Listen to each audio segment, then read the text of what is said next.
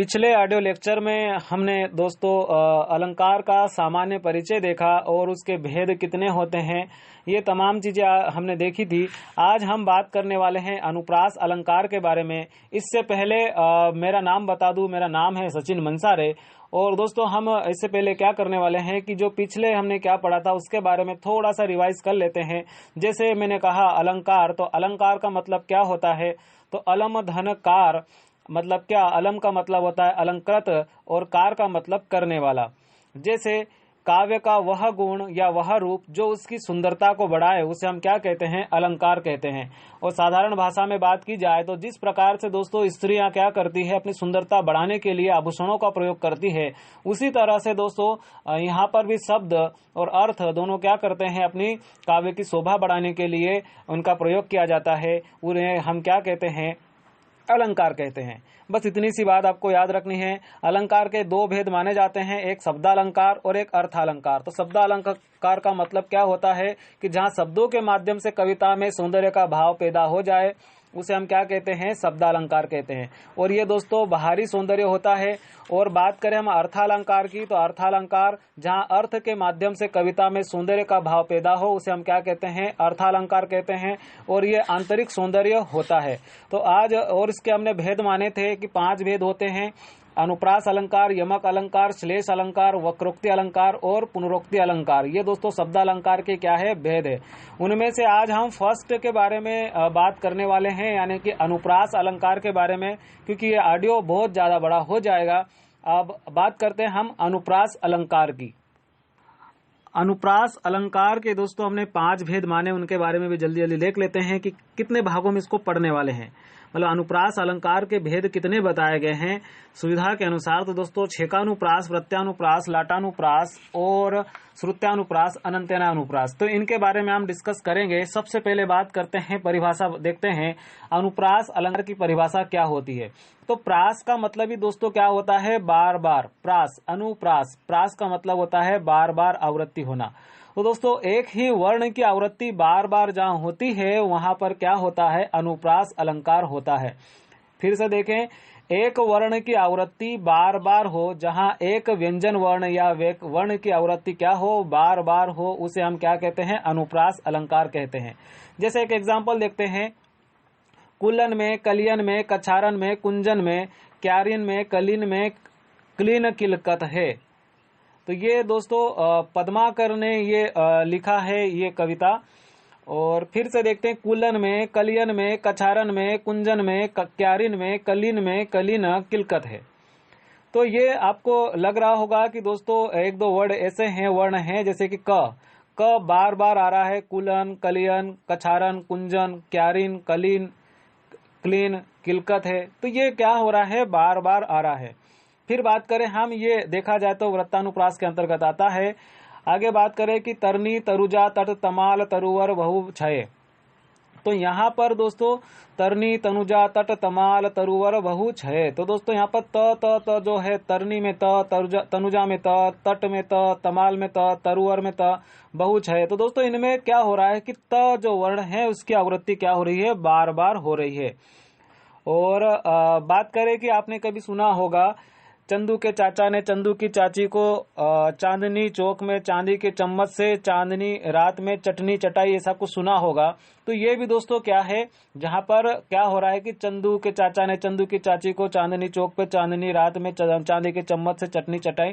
तो दोस्तों ये भी क्या हो रहा है कि बार बार च की यहाँ पर क्या हो रही है, आवृत्ति हो रही है। एक ये हो गया। फिर एक और एग्जाम्पल देखा होगा, अपने 9वीं 10वीं में पढ़ा होगा कि खड़क सिंह के खड़कने से खड़कती है खिड़कियां, खिड़कियों के खड़कने से खड़कता है खड़क सिंह। तो ये भी दोस्तों इसके क्या है, एग्जाम्पल हो गए। अब हम बात करते हैं वृत्तानुप्रास, छेकानुप्रास के बारे में, यानी कि फर्स्ट भेद देखने वाले हैं छेकानुप्रास के बारे में। फिर बात करते हैं दोस्तों, ये तो समझ में आएगा अनुप्रास अलंकार में क्या होता है कि एक ही आवृत्ति, एक ही व्यंजन वर्ण की आवृत्ति बार बार होती है, उसे हम क्या कहते हैं, अनुप्रास अलंकार कहते हैं। अब बात करें छेकानुप्रास की, तो दोस्तों छेकानुप्रास नाम से स्पष्ट है कि छेकानुप्रास, छेक का मतलब होता है चतुर, और अनुप्रास का मतलब होता है कि बार बार आवृत्ति, यानी कि बार बार होना। अनु का मतलब आवृत्ति, प्रास का मतलब बार बार। तो छेकानुप्रास में आवृत्ति क्या हो रही है, बार बार हो रही है। तो दोस्तों इसकी बात करते हैं हम कि जहां पर एक वर्ण की आवृत्ति सिर्फ एक ही बार हो, समझे इससे कि जहां पर एक वर्ण की आवृत्ति एक बार ही हो उसे हम क्या कहते हैं, छेकानुप्रास कहते हैं। एग्जाम्पल देखें तो रहीमन रहीला की भली, रहीमन रहीला की भली, तो ये किन्होंने बताया है, किन्होंने लिखा है, तो रहीम दास ने इसके बारे में है। फिर एक और बात करें, दूसरा एग्जाम्पल देखते हैं कि राम रहीम सब एक है, तो राम रहीम सब एक है, तो राम र भी आ रहा है, राम में र, रहीम में र, ये दोनों वर्ण दोस्तों एक ही वर्ण की आवृत्ति क्या हो रही है, एक ही बार हो रही है, उसे हम क्या कहते हैं, छेकानुप्रास कहते हैं। और आगे एग्जाम्पल देखते हैं, इस करुणा कति हृदय में, तो इस करुणा कति हृदय में, करुणा और कति, तो दोस्तों यहाँ पर एक वर्ण की आवृत्ति क्या हो रही है, एक बार ही हो रही है, उसे हम कहते हैं छेकानुप्रास। एक और एग्जाम्पल देखते हैं दोस्तों, आपको समझ में आएगा जल्दी से कि यहाँ पर क्या हो रहा है कि एक वर्ण की जहाँ पर एक वर्ण की आवृत्ति क्या हो, एक बार ही हो रही है, उसे हम क्या कहते हैं, छेकानुप्रास कहते हैं। एग्जाम्पल देखते हैं, बंदऊ गुरुपद पदुम परागा, बंदऊ गुरुपद पदुम परागा, तो दोस्तों यहाँ पर पद और पदुम ये दो वर्ड आ रहे हैं। फिर इसके बाद सुरुचि सुबास सरस अनुरागा, सुरुचि सुबास सरस अनुरागा, ये दोस्तों तुलसीदास जी ने लिखा है, तो यहाँ पर है सरस, तो सर की आ रही है। इसके बाद यहाँ दो शुरू, यानी कि यहाँ पर भी एक ही वर्ण क्या आ रहा है, फिर से डबल डबल आ रहा है, उसे हम क्या कहेंगे, छेकानुप्रास कहेंगे। नेक्स्ट बात करते हैं वृत्तानुप्रास। वृत्तानुप्रास में क्या हो रहा है कि एक से अधिक बार, यानी कि जो वर्ण है जहां पर एक वर्ण की आवृत्ति दोस्तों एक से अधिक बार होती हो, उसे हम क्या कहते हैं, वृत्तानुप्रास कहते हैं। जैसे तरनी तनुजा तट तमार तरुवर बहुछय, तो यहाँ पर त आ रहा है, तो दोस्तों आवृत्ति क्या हो रही है, बार बार हो रही है, उसे हम क्या कहते हैं, उसे हम वृत्तानुप्रास कहते हैं।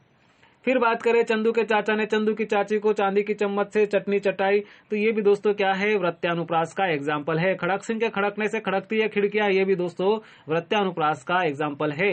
फिर आगे देखे, कंकन किंकनी नुपुर धुनी सुनी, तो दोस्तों ये भी क्या है, वृत्तानुप्रास का एग्जाम्पल है।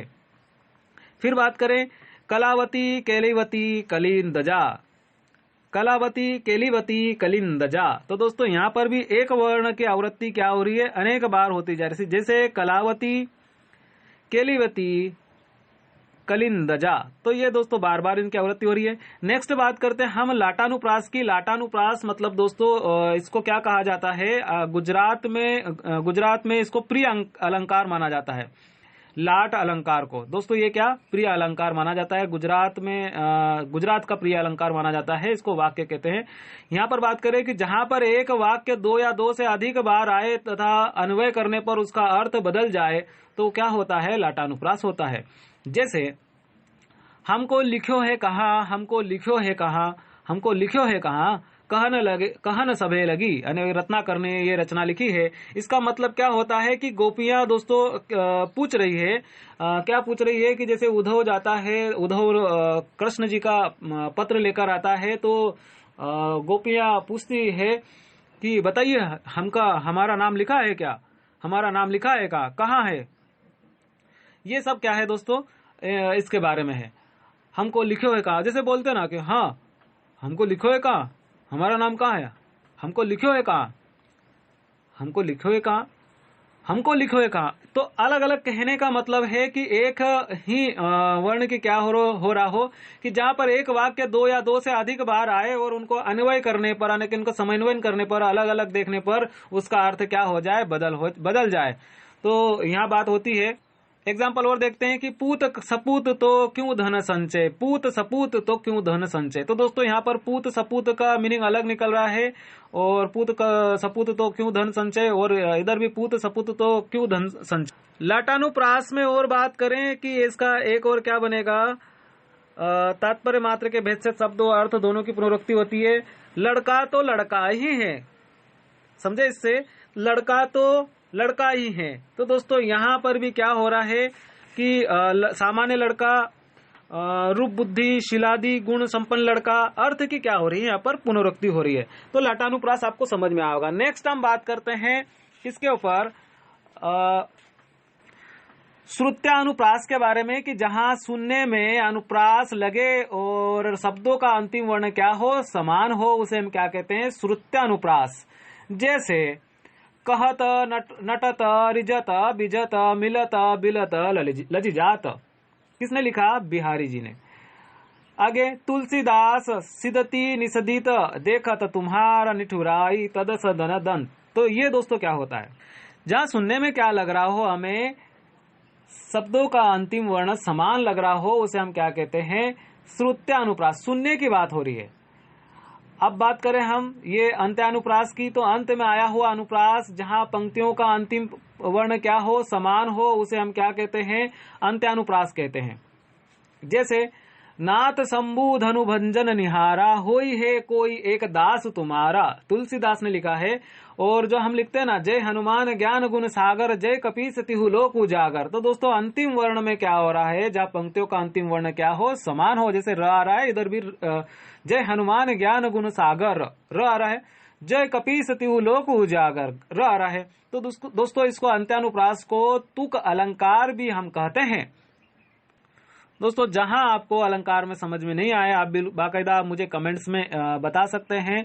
मिलते हैं हम नए लेक्चर के साथ, उसमें पढ़ेंगे हम यमक अलंकार के बारे में। आज के लिए इतना ही। स्वस्थ रहिए, मस्त रहिए, व्यस्त रहिए। तब तक के लिए दोस्तों नेक्स्ट ऑडियो के लिए हम वेट कीजिएगा। जय हिंद।